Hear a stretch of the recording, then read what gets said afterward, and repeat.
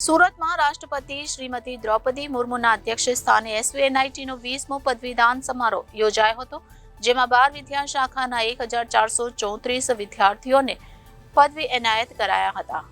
22 વિદ્યાર્થીઓ અને 6 વિદ્યાર્થીનીઓ મળી કુલ 28 તેજસ્વી વિદ્યાર્થીઓને સ્વહસ્તે રાષ્ટ્રપતિએ ગોલ્ડ મેડલ અર્પણ કર્યા હતા.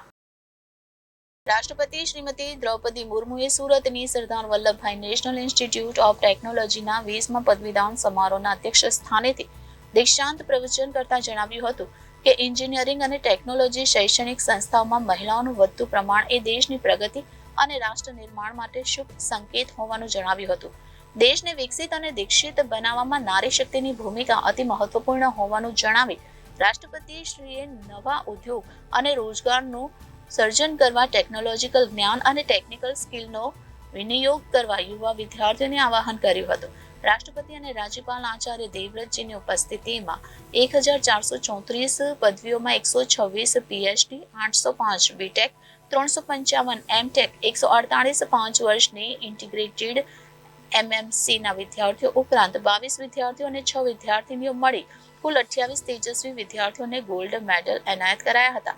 પદવી મેળવનાર કુલ 1434 વિદ્યાર્થીઓ પૈકી 293 વિદ્યાર્થીનીઓનો સમાવેશ થાય છે.